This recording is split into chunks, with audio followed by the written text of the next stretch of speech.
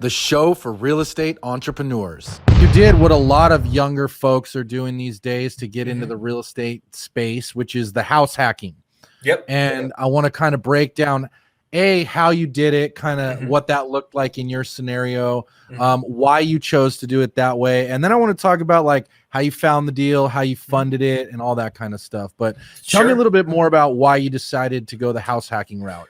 Yeah, well, I was at that time a student of Bigger Pockets. It is a great place to go if you're new and want to learn the basics. And so I was listening to all their podcasts, and that's what they talked about. And I saw that as most feasible because I had a full-time W-2 job. I was making 60 or 70 grand. So didn't have any debts other than a car note because I paid for school cash because I was working. So I said, okay, well, this is feasible. It's something I can go do right now. So that was kind of the why. It was just accessible. So I went and got pre-qualified with a traditional lender. Went and found a realtor and bought it off the MLS, toured a bunch of properties around Cleveland, kind of where I grew up, and bought this one. I did a lot of things wrong, but it's a lot better to learn on a $135,000 property where I put 3.5% down than on something more expensive. So I'm okay with having made some mistakes on that one early on. The realtor in hindsight did not have my best interest in mind. She didn't helped me with a number of things that the selling party didn't hold up in the contract. She kind of just left me out to dry. I made the classic mistake of with the existing tenant, the old, my security deposit's last month's rent. I accepted that. Definitely don't do that. And then the property manager I gave it to when I moved to Colorado also ended up being very poor. So made a lot of mistakes on that. But today I have a good property manager and the rents have gone up and cash flows a little bit every month and I don't really do anything. So you still own that one? Yes, sir. Yep. Awesome.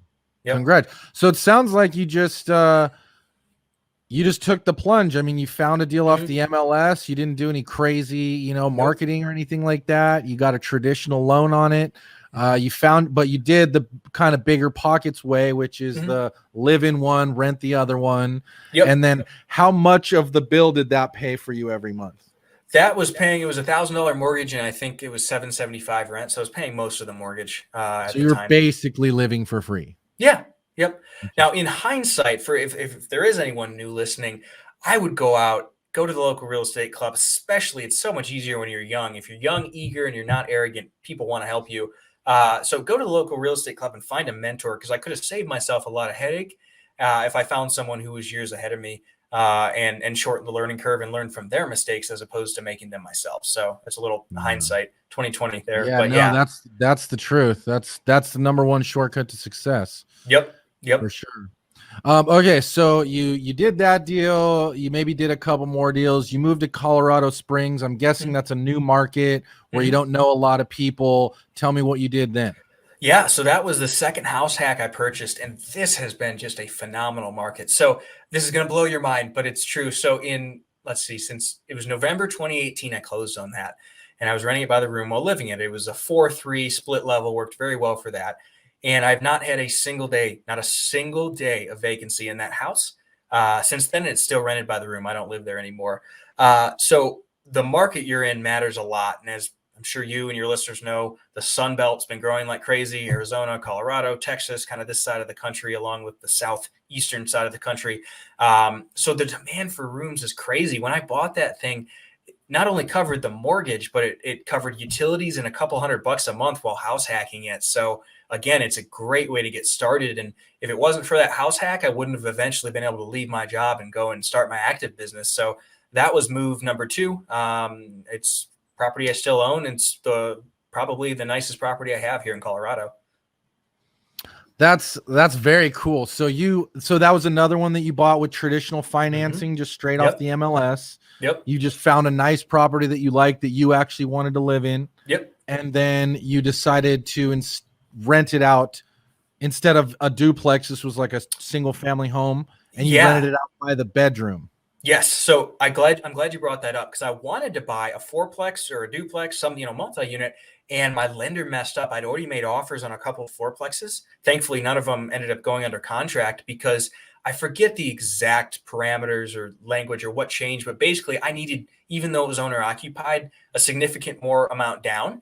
And I didn't have the cash at that time. So I had to go single family. So I remember when she told me that, I was disappointed, but I thought, okay, well, I'll find a house that functions like a duplex. And that one's a split level, the basement had its own entrance around the back. And so it worked very well. And I'm glad I bought that property. Yeah, no, that's cool. I think these are this is a great blueprint for anyone, starting out. Like, obviously it's less than ideal to have a bunch of roommates in your house, but at at certain times in your life that doesn't matter as much. And so why not take advantage of it? Yeah, so that's such a good point because I'm debating with this right now. I'm so tired of house hacking, and I don't love it. I absolutely don't. But it's gotten me to a point where I'm 25 and I wake up and do whatever I want to do every day. And so delayed gratification is very, very important, guys. I didn't love it either. I didn't want people in my house, but what it's done for me is very, very powerful. So a few years of sacrifice can yield a lot of years of freedom. And at that same token, so at the real estate group I host here in town, I just had a couple speaking on house hacking that were in their 50s. They did it while they still had kids at home because they bought a house that, in every sense of the word, other than the literal one, was a duplex. And so they had a whole section off basement with own entrance, kitchen, bathroom, everything. And they never had to see their tenants, and they were Airbnb-ing that for a house hack. So you can do it at any age and at any situation. But it's so worth it if you're getting started. If you already have a very profitable business, maybe it doesn't make sense. But if you're trying to figure out how do I get out of my job and get a business going, it's a great way to start because it eliminates a lot of your expenses. Yeah. It's nice when you become the landlord and then are able to reduce your own living expenses and own a property at the same time. To watch this full Founders Club interview, click the link in the description below. And while you're here, don't forget to hit that like button and subscribe for future videos.